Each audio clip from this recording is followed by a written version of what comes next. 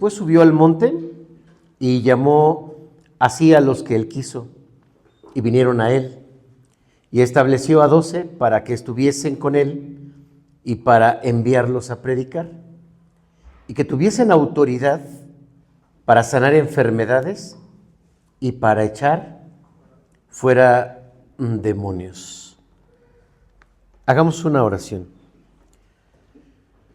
Nuestro Dios, en esta mañana fría, fresca, permítenos abrir tu palabra con la dirección de tu Espíritu Santo. Habla a nuestro corazón, habla a nuestra iglesia, habla, Señor, a tus hijos. Y que esta palabra, Señor, sea viva, eficaz y productiva en nuestro ser. Te lo pedimos en el nombre de Cristo. Amén. Ocupen su lugar, por favor.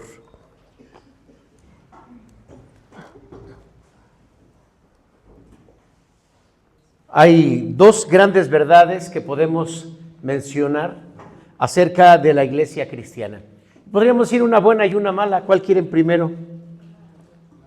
Como dicen, como se dice, primero la buena para que la mala no me duela tanto. La iglesia cristiana, esta es la buena, ¿eh? ¿Dijeron la buena o la mala? La buena, pero Pati dijo la buena y bueno, ya ganó la buena. La iglesia cristiana es la más grande de las iglesias o de las religiones en este mundo. ¿Saben ustedes cuántas religiones hay en el mundo, por cierto? ¿No? Grábenselas. Son 11. Son 11 las religiones en el mundo. Claro, podemos hablar de todas las divisiones, de las divisiones, de las divisiones, de las divisiones, de las divisiones y de las divisiones. Pero la iglesia cristiana o el cristianismo es la más grande en el mundo. Se estima que a la actualidad está en 2.600 millones de seguidores en todo el planeta, de las cuales el 49%, es decir, casi la mitad, es protestante. Pero catolicismo y protestantismo, ambas pues somos cristianas. Y la distribución en todo el mundo, Europa del Este, Latinoamérica, cristianos. Además, tiene una proyección porque está creciendo el cristianismo, se está midiendo el cristianismo constantemente, y me refiero a que de otras religiones vienen al cristianismo. Se estima que en los próximos años llegue a 3 millones de seguidores de cristianos. Así que a este momento podemos decir que la iglesia está creciendo, la iglesia de Cristo está desarrollándose, está alcanzando a las personas. Y miren, acabamos de leer un hermoso pasaje donde nace, digamos, esa proyección de la iglesia con 12 apóstoles, con un grupo reducido, pero que han influido en el mundo para este crecimiento. Pero ahora la mala es que hablamos de un problema, ya no de números, porque gracias a Dios pues los números son buenos, son un indicador, pero la calidad y la profundidad del compromiso del cristiano es muy bajo. Quiere decir que en el mundo podemos ser muchos, pero no todos comprendemos nuestra responsabilidad de ser cristianos porque no hemos sido discipulados. Por lo menos, hermanos, se estima que en los últimos 40 o 50 años la iglesia ha dejado a un lado el tema del discipulado. Es un tema muy importante porque tiene que ver con la formación. Si hablamos en este sentido, la extensión del reino de Cristo en esta tierra, no se trata solamente de conocer el Evangelio, sino se trata de ser discípulos. La misión de la iglesia es predicar a Jesucristo y también es hacer discípulos. Y esto hace una gran diferencia porque, bueno, mucha gente sigue a Jesús. Hoy en día entonces hablamos que hay mucha gente dentro de la iglesia que sigue a Jesús.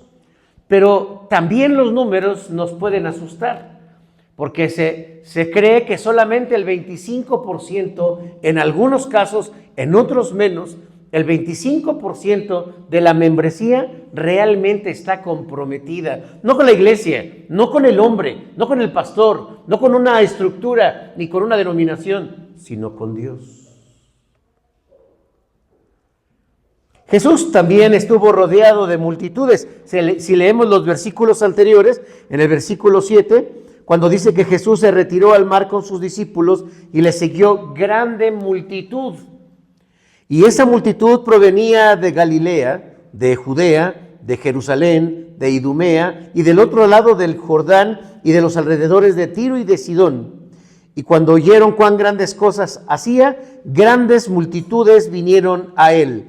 Y esas señales y esas grandes señales que él hacía eran la sanidad, la alimentación, y que en algún momento Jesús fue muy claro para decirles: lo que a ustedes les motiva a seguirme, no soy yo, es lo que hago. Ustedes me siguen por las obras que yo hago, porque, pues si es cierto, multiplicaba el pan, les daba de comer, los alimentaba. Entonces, seguir a Jesús era prácticamente tener, pues, garantizada la comida. Sin embargo, hay algo importante que leemos en el versículo 13. Hace una pausa, cuando va seguido por esta grande multitud, hace una pausa y entonces sube al monte, elige solo a un grupo, a ese grupo que después lo describirá y lo conocemos como los 12 apóstoles, y allí entonces se resume en pocas palabras el origen, el embrión, si ustedes quieren así, de lo que es esta iglesia que tanto ha crecido en el mundo. Marcos capítulo 3, del 13 al 15, es el punto de partida, es el origen. Si queremos ver, vamos a decirlo así, ¿no? Que Jesús junta a sus 12 apóstoles y les dice: miren, les voy a platicar. Yo tengo un proyecto para que en este mundo el cristianismo sea la religión número 1. Y ustedes me van a ayudar. Y vamos a llegar a todo el planeta. Y entonces se voltean a ver los discípulos y ¿nosotros? Pues si somos 12. Pon tú que nos repartamos, ¿no? Yo les voy a enseñar un modelo de crecimiento. Y el modelo de crecimiento es lo que vamos a analizar en este momento, el modelo de crecimiento de Cristo. La forma, hermanos, en que Jesús enseña que una iglesia puede crecer y puede crecer firme, fuerte, y esto nos habla de la profundidad, de la dimensión ya no numérica, sino espiritual, de compromiso que necesitamos los cristianos. No se trata solo de decir yo soy cristiano, no se trata solo de decir yo voy a la iglesia, no se trata solamente de decir yo alabo a Dios. Si esto es importante, habla de una parte de nuestra vida cristiana, pero la vida cristiana es una vida de compromiso. Es una vida de compromiso y no todos lo entendemos. Y no lo digo como para decir o describir que sea muy complicado, sino que hay todo un proceso, porque por eso vamos a analizar este pasaje. A paso lento, pero muy firme, viene mi café. Gracias, hermano. Muchas gracias.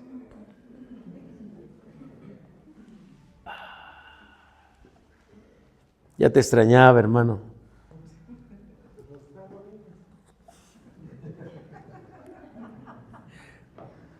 No, ya no digo nada. Pero muchas gracias, hermano, muchas gracias. Sino que pocos entendemos lo que realmente significa ser Cristo, como Cristo. Ser cristiano, hermanos, es ser como Cristo. ¿Por qué se les llamó a los primeros discípulos cristianos? Pues porque representaban, pero más que seguirlo, buscaban ser como Cristo.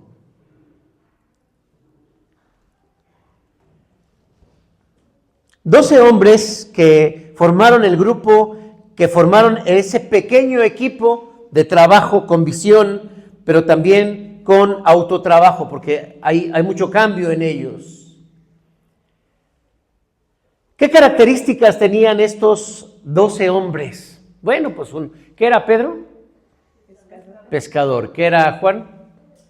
Pescador. ¿Qué era Jacobo? Pescador. ¿Qué era Andrés? Pescador. ¿Qué era Mateo?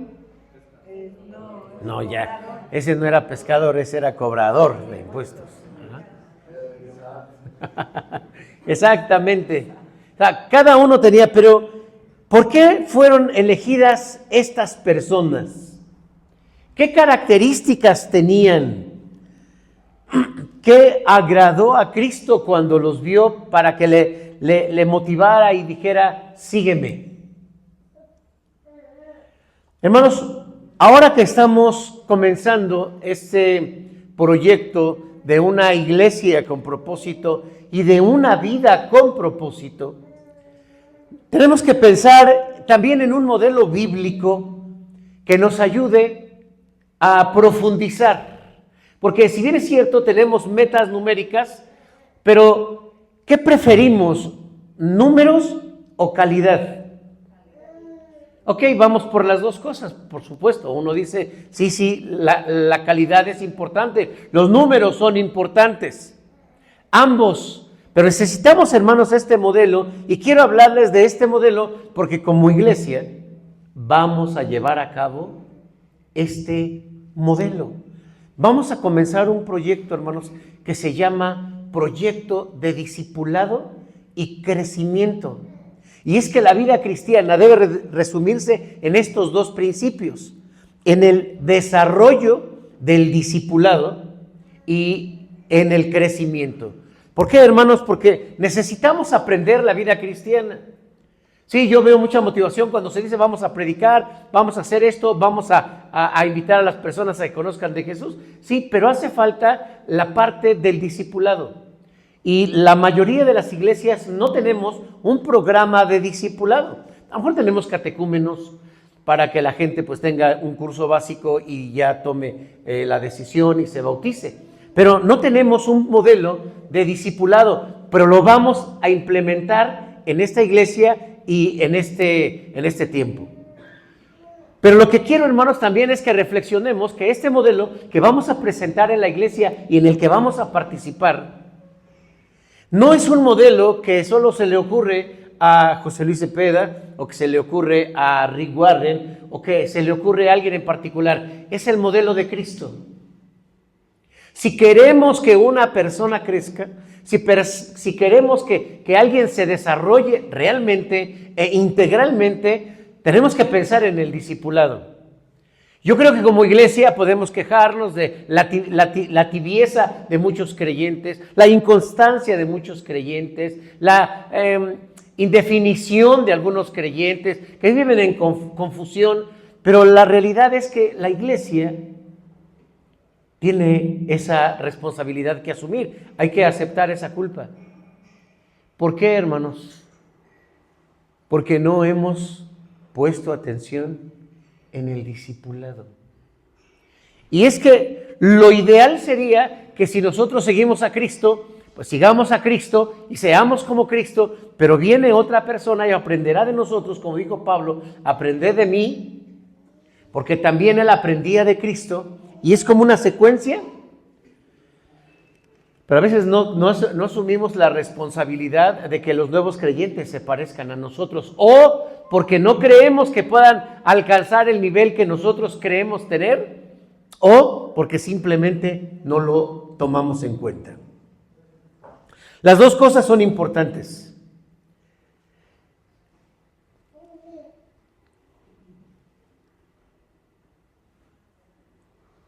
Hay una idea, hermanos, de la que quiero que partamos, y es esta: conocer el modelo de crecimiento de Jesús nos responsabiliza a seguir el mismo modelo de Jesús y de crecimiento. Y esto se garantiza, hermanos, porque por eso partí de esta buena noticia de que en el mundo, pues la iglesia cristiana es la más grande. Así que en primer lugar, hablemos de lo que motivó a Jesús para formar a sus 12 apóstoles. Dice el versículo 13, y quiero que lo lean conmigo, fuerte, como dice. Sí, adelante, adelante. 1, 2, 3. Después subió al monte y llamó así a los que él quiso que vinieran a él. Leamos la primera parte. ¿Otra vez? Después subió al monte y llamó así a los que él quiso. Hasta ahí, muy bien. Esto es lo primero.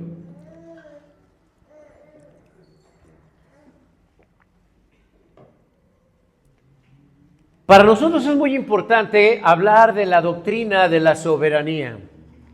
La soberanía de Dios significa, hermanos, que simplemente Él hace lo que Él quiere. Y este versículo nos habla de lo que motivó a Jesús para llamar a estos 12 apóstoles, a estos 12 discípulos. El texto, seguramente desde el escritor Marcos, que se cree en la tradición cristiana, que en realidad sigue toda la información, o él escribe toda la información que viene de Pedro. Es decir, esto podría ser el Evangelio desde la perspectiva de Pedro. Podría haber dado otras razones. Imagínense, cuando uno quiere elegir a un grupo, a ver, ¿qué hacemos? Buscamos a los mejores, a los más participativos. A ver, porque aquí vamos también a elegir o a proponernos, es una invitación, para estar al frente de estos grupos. Vamos a dividir la iglesia en grupos y necesitamos líderes para que lideren esos grupos. Si el Señor toca tu corazón y tú dices, yo quiero, pues vas a participar. Y si no, pues vamos a andar ahí, hermano, ándale, ayúdanos. Pero serían motivaciones meramente personales. ¿Tú a quién pondrías? ¿Qué características buscarías en una persona para ponerla como líder? A ver, venga, lluvia de respuestas. Que tenga ¿qué? Que sea responsable, que tenga empatía, que tenga disposición. ¿Qué más? Que tenga liderazgo. ¿Qué más? Que sea sociable. ¿Qué más? Servicial. Que sea servicial. ¿Qué más? Que sea humilde. ¿Qué más? Que sea amistoso. Que sea honesto. No, pues así, ¿quién va a venir? Ahora, miremos un poquito a los apóstoles. ¿Cómo eran los apóstoles? ¿Eran empáticos? No. Ajá. ¿Eran justos? No. Ahí andaban peleándose a ver quién va a dirigir en el reino de los cielos, ¿se acuerdan? Entonces Jesús dice, a ver, aquí se trata de servir, no quién va a ser el mayor. Eran, ¿qué más? ¿Qué más dijeron? ¿Honestos? ¿Comprometidos? ¿Eran amables? ¿No? ¿Eran sociables?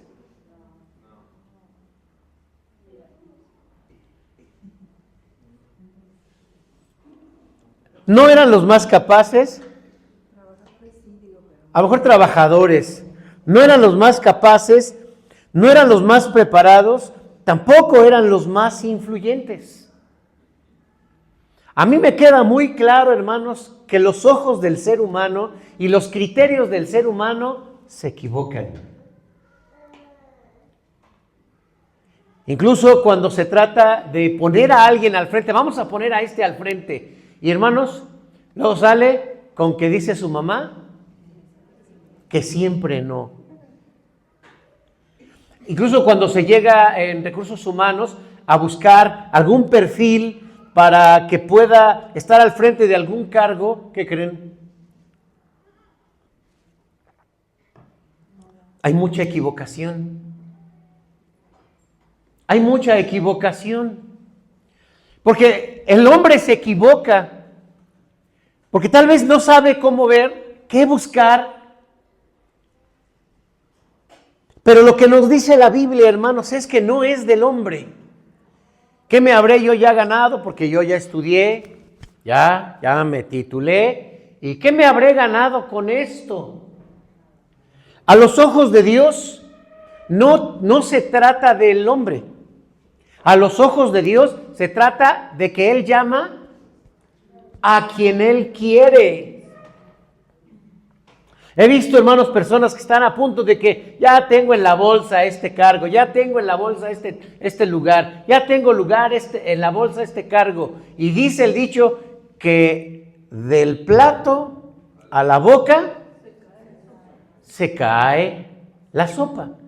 Y he visto que esto, hermanos, no depende de uno, depende realmente de Dios.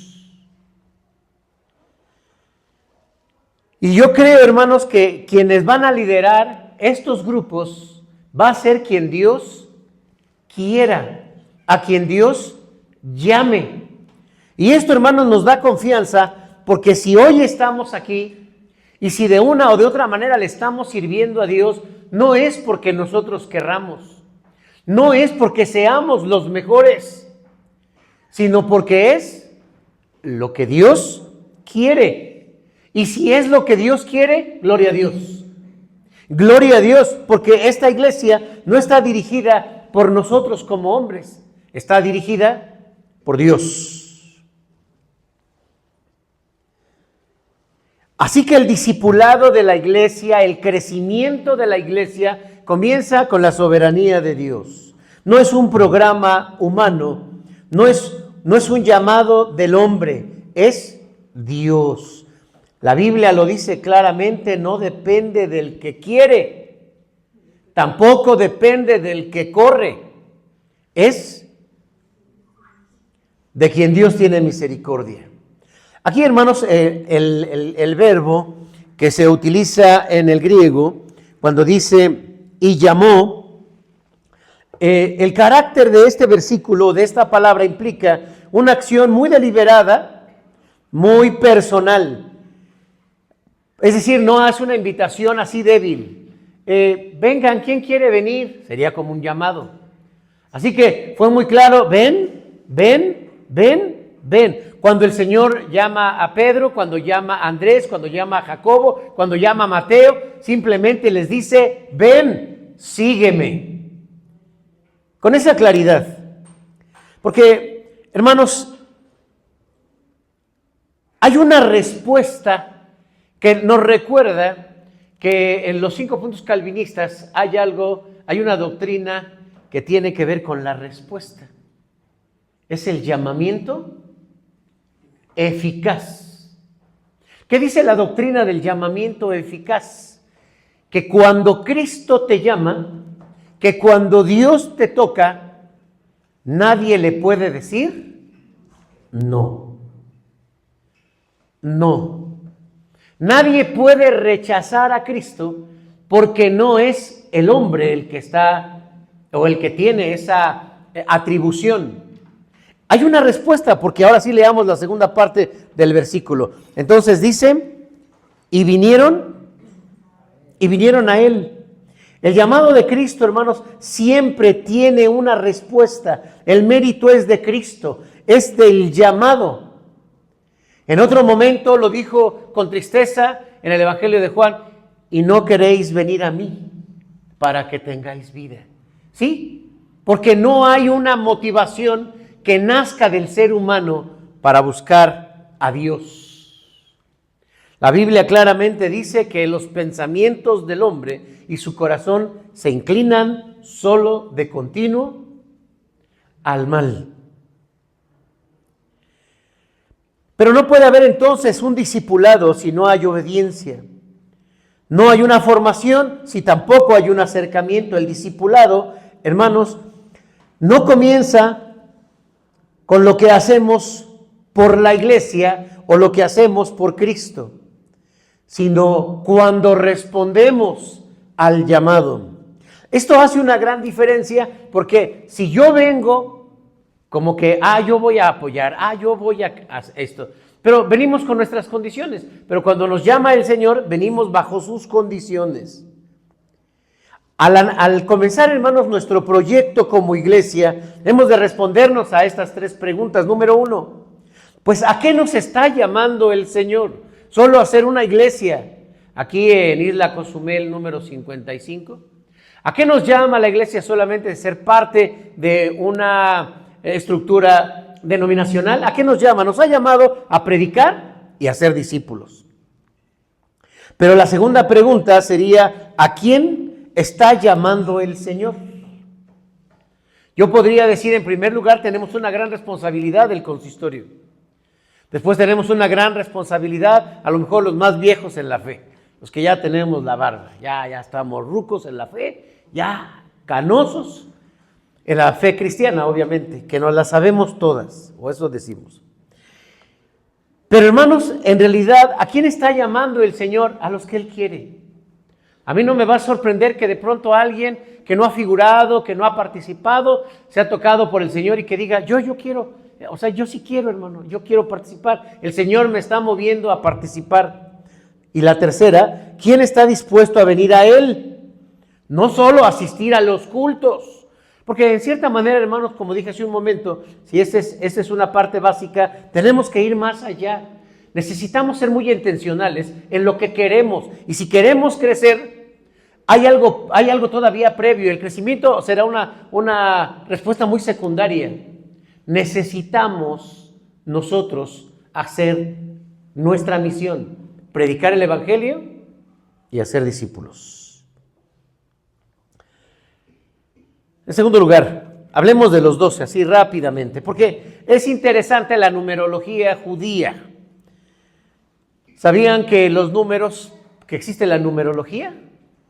Sí existe, sí, claro que existe. Hay numerología de varias filosofías. ¿Cuáles conocen? Sí, por ejemplo, está los horóscopos, que está basada en una numerología. Es una numerología, vamos a decirlo, griega. ¿Qué otra conocen? La fenicia es otra. ¿Qué otra? La Cabalá. La judía, la Cabalá, ¿qué más? ¿Otra? La maya. Más bien la tolteca. Ajá. Muy bien. Sí estudiaron. Faltó la china. O sea, la numerología es parte del desarrollo de una cultura. Pero aquí tenemos a los judíos. Los judíos también le entraron a los números. Bueno, es más bien, hermanos, no es que le entraron a los números, es más bien entender cómo para Dios son importantes también los números. Así, rápidamente, miren. En la Biblia el número 12 simboliza la autoridad, el gobierno divino, algo completo. Podemos pensar en el Antiguo Testamento. ¿Hay cuántos apóstoles, tribus? Las 12 tribus de Israel. ¿Y cuántos apóstoles? Y ya saben que de ahí viene el de los 144,000, de ahí viene. Representa una estructura y la perfección de un plan. En el Antiguo Testamento, pues las 12 tribus, y en el Nuevo Testamento, los 12 apóstoles. También encontramos ya en el Apocalipsis las 12 puertas, los 12 fundamentos, etcétera. Y algunos datos ahí los encontramos, por ejemplo, cuando Josué mandó a reconocer, o Moisés mandó a reconocer la tierra prometida. ¿A cuántos envió? A 12. En el altar que levantó Elías, 12 piedras.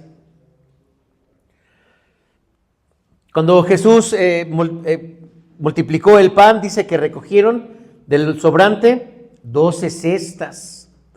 Jesús fue al templo a los 12 años. El árbol de la vida, 12 frutos. Los meses del año, eso no está en la Biblia.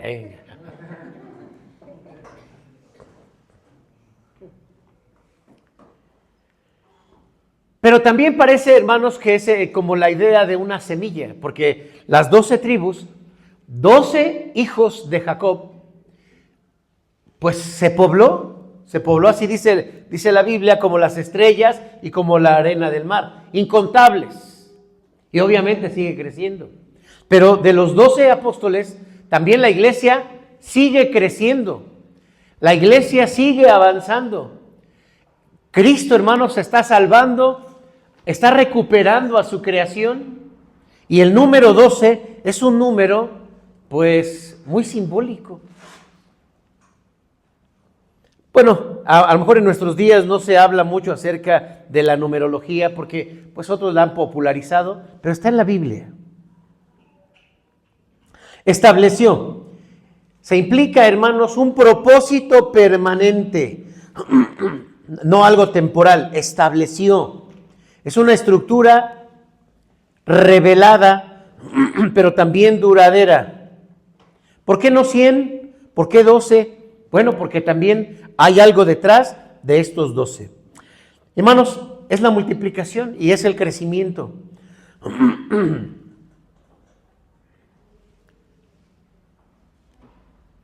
Ahora, estos 12, dice la Biblia, que respondieron, vinieron a Él. Y hablemos ahora del siguiente versículo. Vean cómo lo explica. Léanlo el 14, ¿cómo dice? ¿Estableció 12? ¿Para que qué? Bueno, también los de este lado, a ver, todos juntos. Es más, hasta lo podemos ir de memoria. Y estableció 12 para que estuviesen con Él. Hasta ahí, nada más, hasta esa parte, para que estuviesen con Él.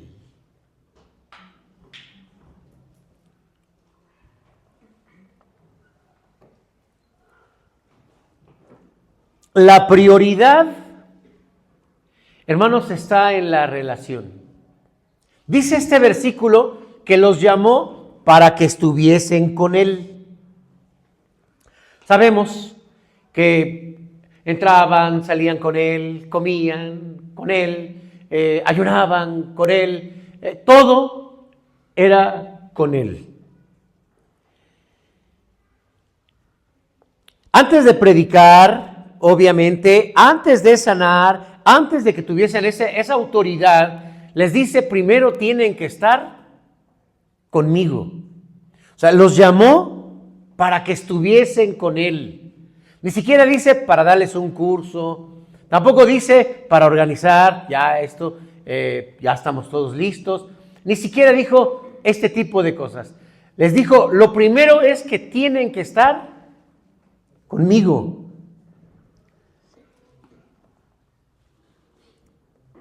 Hablemos con más claridad acerca de esto. ¿Para qué estuvieron cerca de Jesús? ¿Para qué estuvieron con Jesús? A ver, venga, hermanos. Para aprender, uno. Para aprender otra vez. ¿Qué más? Para ser igual como Él. Te toca, hermano. Bueno, también los demás. ¿Para qué estuvieron con Él? O sea, ¿de qué se trataba el estar con Él? Para escucharlo. Para conocerlo. Para tener una referencia, un modelo. De hecho, se dice que ellos eran como, copiaban. Imitaban, para imitarlo. Ajá. ¿Qué más? Para contar lo que él hacía. Ajá. para ser testigos, porque creían que era el Mesías. Y algunos iban a ver, acuérdense, ahí están dos que iban así porque, a ver si es cierto. Para predicar, para acompañarlo y para muchas otras cosas. Miren, yo anoté algunas aquí y dice, para que aprendan a ser como Jesús. Jesús les dijo en una ocasión, aprended de mí, que soy manso y humilde de corazón. Que aprendan a ver la vida como realmente es. El problema del ser humano es que percibe la vida de una manera muy incorrecta. Cada uno podemos crearnos una versión o simplemente creemos versiones que ya están estructuradas. Pero vinieron a Jesús para que entendieran cómo es realmente la vida, cómo es realmente el ser humano. Jesús dijo, por ejemplo, que todo esto que vemos es una apariencia, es una ilusión. Pero esa apariencia y esa ilusión, ahí en la parábola de del sembrador, cuando el que siembra la que se siembra entre espinos, y luego lo explica, dice, porque esto solo es una ilusión, no es real. Venir a Cristo para los apóstoles es comenzar a percibir lo que realmente es esto que llamamos la creación de Dios. No como la vemos, no como nos la enseñaron, es como realmente es. Que aprendan a tener una relación con el Padre, vosotros pues oraréis así. Mateo capítulo 6. Que aprendan a confiar en Dios y no tener miedo al hombre. Jesús dijo, no temáis al que mata el cuerpo. Que aprendan a perdonar y amar. Jesús fue muy determinante cuando dijo, si no perdonáis a los hombres sus ofensas, tampoco les serán perdonados sus pecados a ustedes. Que cambiaran el carácter. 2 Timoteo 3:16 dice, toda palabra es inspirada por Dios y útil para enseñar, para redarguir, para instruir, para corregir, a fin de que el hombre de Dios sea enteramente perfecto, preparado para toda buena obra.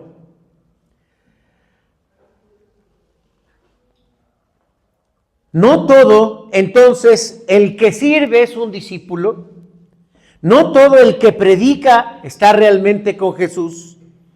No se trata de una relación espiritual, no hablamos de un devocional, hablamos de algo que va más allá, algo más trascendente, estar con Jesús. Porque lo otro, hermanos, con todo el respeto pues, que merece todo el desarrollo de la iglesia, etcétera, etcétera, etcétera, está bien leer la Biblia, está bien orar y llevar esa vida de comunión, pero está muy limitada, es muy limitada, tiene que ir más allá. La cercanía con Cristo, hermanos, precede entonces a la autoridad que nos representa o que nos permite representarle. Si queremos acercarnos al mundo, entender el mundo, necesitamos estar con Cristo intencionalmente. Miren, lo voy a aclarar así. A veces decimos, no he leído la Biblia, ya me estoy alejando de Dios. Percepción equivocada, nunca nos alejamos realmente de Dios. Ya voy a acercarme a Dios, acércate a Dios, ándale, acércate a Dios. Sí, ya vine a la iglesia, ya estoy cerca de Dios. De ese acercamiento no me refiero. Me refiero a ese acercamiento diferente. Imagínense cuando Moisés sube al monte para recibir la ley de Dios. Cuando bajó, dice la Biblia que algo había cambiado en él. ¿Qué era? Su rostro. ¿Cómo era ahora su rostro? Resplandecía. Creo que ahí le faltó un poquito de creatividad al de la película de los 10 mandamientos. ¿Cómo se llama Exactamente. ¿Por qué? Porque lo bajó más viejo. Sí, han visto la película, sube y ya cuando baja, viene bien viejito. No, entonces uno dice, ya no subo. Yo no subo. Si lo que queremos es vernos más jóvenes, ¿no? Sí, sí, sí. Hay que pintarnos las canas y acá quitarnos las arrugas. Y luego que sube acá Moisés y ya regresa bien viejito. No, esa no es la imagen. Él regresa transformado. Pero hermanos, la vida del creyente debe de ser así. No es cuántos textos leíste o cuántos capítulos leíste o a cuántos cultos fuiste. No, es cuántos cambios realmente están dándose para la misión. Es para la misión. No tanto para sentirte más sobre otros. Hay que ser intencionales. ¿A qué venimos a estar con Cristo? ¿A sentirnos buenos cristianos? Ni funciona eso, ¿eh? Porque el problema es que al rato ya no leíste la Biblia y ahora ya no solamente no eres cristiano, ahora ya hasta culpa tienes. La intención es, venimos a Cristo, venimos a estar con Cristo para una razón. Y esto se llama discipulado. Discipulado. Imagínense, hermanos, entramos de pronto a un modelo de discipulado y tenemos que mostrar un cambio. Y ese cambio, creo, hermanos, que podríamos resumirlo en conciencia. Conciencia. Porque la conciencia no solo es que sepa, sino que produce en nosotros una fuerza, una motivación para darse el cambio. Esto es lo que hace diferente a los grupos de ayuda, porque hay muchos, gracias a Dios, porque está en la gracia común, Dios levanta grupos con un interés de apoyar a la persona que tiene necesidad. Pero para nosotros, para la iglesia cristiana, la diferencia es que mientras los otros ayudan de forma temporal, nosotros preparamos a la gente para la eternidad. Un grupo pequeño de 12, un grupo de estudio bíblico, es un espacio para compartir el crecimiento y el desarrollo más que algo temporal. Y eso es lo que habremos de dar cuentas en la eternidad. ¿Están de acuerdo, hermanos, en el juicio? Esa es la Biblia que vamos a dar cuentas. Entonces no solo se trata de un estudio bíblico, se trata de un espacio para crecer. Se trata, hermanos, de crecer. El discípulo y los grupos pequeños, aquí donde vamos a estar trabajando, el objetivo va a ser crecer nosotros, ser mejores, como Dios quiere que seamos. Y finalmente, hermanos, la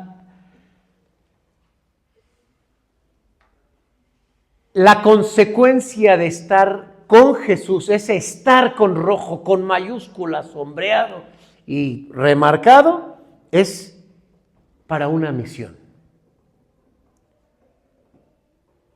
La autoridad que Dios nos da es para hacer mejor nuestra tarea. Ahora leamos el versículo siguiente. ¿Cómo dice? Hasta ahí, así, adelante, fuerte.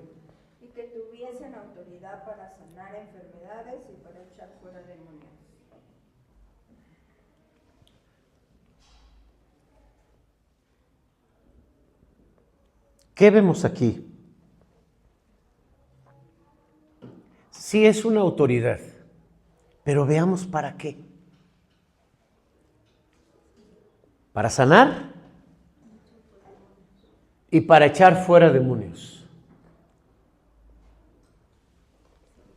Creo que esto es lo que azota al planeta.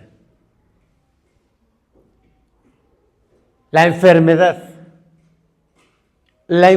y va creciendo la enfermedad.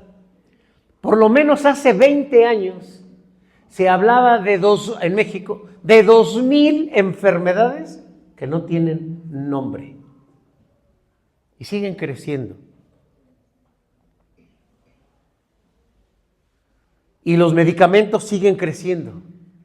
Y hay medicamentos ya no específicos, sino que, por ejemplo, un antibiótico, ya hay antibióticos que le tiran a todo lo que se mueva. Son muy amplios. Entonces, tengas de garganta, del estómago, de los riñones, vías urinarias, tómate la misma. ¿Por qué? Porque ha crecido tanto la necesidad que también viene la farmacéutica trabajando para poderle hacer frente a esta gran demanda. ¿Y qué tiene la iglesia para la enfermedad? autoridad. Hermanos, yo quisiera que esta iglesia pudiésemos tener la autoridad para que la gente venga y conozca el poder de Dios y sane. La otra necesidad muy grande de este planeta es que hay un engaño que ha confundido a los seres humanos y está perdida la cultura y está perdida la sociedad. Pero está buscando, quiere, incluso el ateo es una persona que ha buscado a Dios, pero no lo ha encontrado. Quiere algo, quiere encontrarlo, no lo encuentra, con sus medios no lo encuentra, hasta que Cristo lo encuentre a él. Los demonios, dice la Biblia, que provocan enfermedades, que provocan distorsiones más. Dice Pablo que ponen una venda en los ojos para que la gente no vea. A veces no alcanzamos a ver esta actividad o la forma en que actúan los demonios. Pero aunque ustedes no lo crean, uno puede ir caminando por la calle y ¡pax! Ya se te pegó un demonio. De verdad, no me vean así. No, de que no, se fue a meter a la ayahuasca o se fue a meter a aquel templo o platicó con... No, o se fue al concierto de... No, hermanos, de verdad, una persona puede ir caminando y un demonio se le pega. Bueno, hasta la Escritura nos dice, Jesús mismo dijo que cuando un demonio o un espíritu sale de una persona, anda buscando dónde meterse. Entonces ve uno y ahí se mete. Si no entendemos esta parte, no sabríamos cómo ayudar a las personas. Porque toda esta actividad ha llegado al punto, la filosofía humanista ha llegado al punto de que esto es lo que yo quiero, esto es lo que me conviene, esto es lo que yo decido. Y por si fuera poco,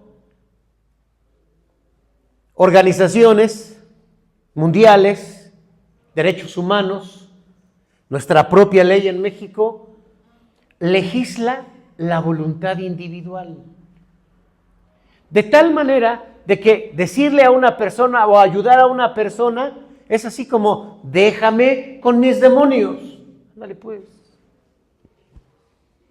Hermanos, la sociedad y la cultura necesita esa limpieza y viene por la autoridad que Dios nos da. Y esa autoridad la encontramos en esa respuesta, estar con Él, para ser enviados, con una intención, con un mensaje claro. Y miren que a veces nosotros nos centramos en lo que es el Evangelio o son los 5 puntos calvinistas, una doctrina correcta, y a veces no vayas a esa iglesia, porque en esa iglesia son arminianos, y no vayas a esta otra, por acá son pelagianos, y no vayas a aquella, porque quién sabe de qué son ser, no tienen la doctrina. Estamos allí en eso. Entonces viene Cristo y dice, a ustedes les voy a dar la autoridad para que sanen y para que liberen demonios.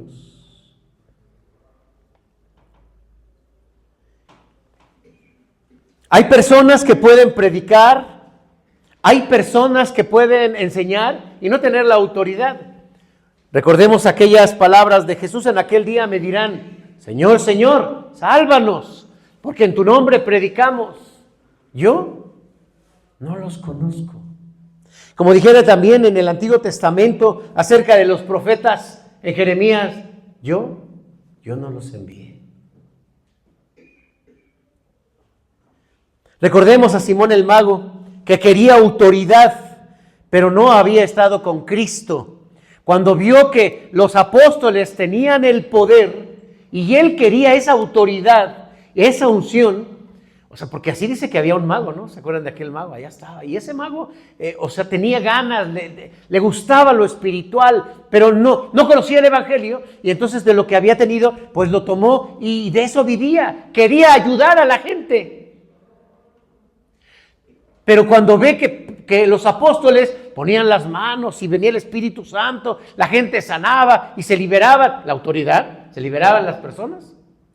Entonces dijo, yo quiero de eso. Pero al no saber cómo estaba la situación, él pensaba que con un curso, que enséñenme cómo, yo les pago. Entonces viene a Pedro y le dice, yo quiero aprender de eso.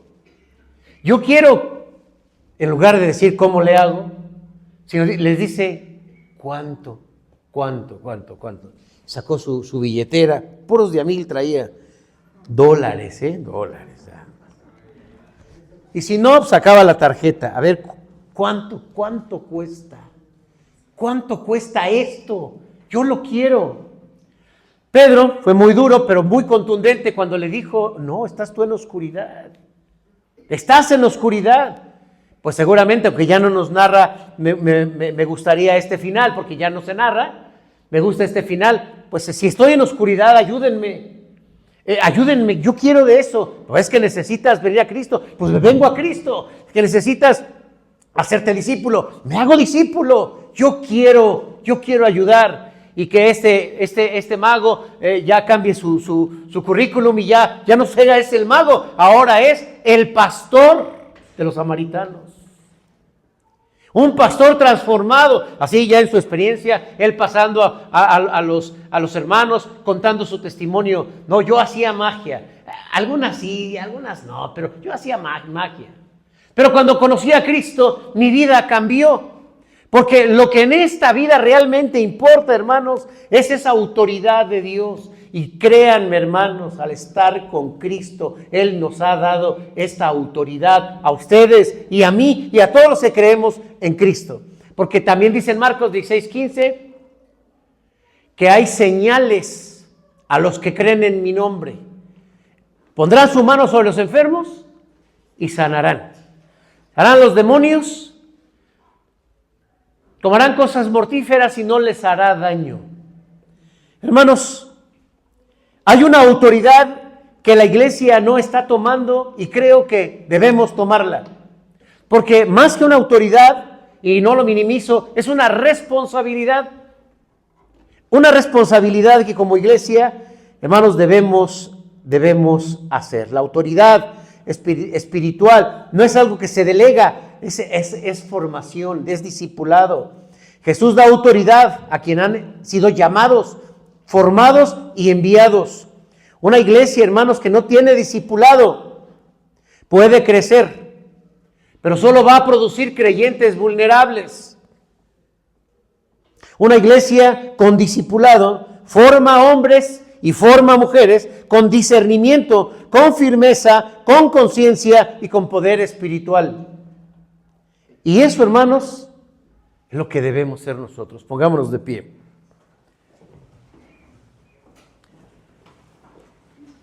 Que la iglesia siga creciendo, gloria a Dios, porque Dios es el que toca los corazones. Pero hermanos, tenemos que hacer nuestra parte de hacer discípulos. Él sigue llamando, sí, lo sigue haciendo y lo hará hasta el fin de la historia.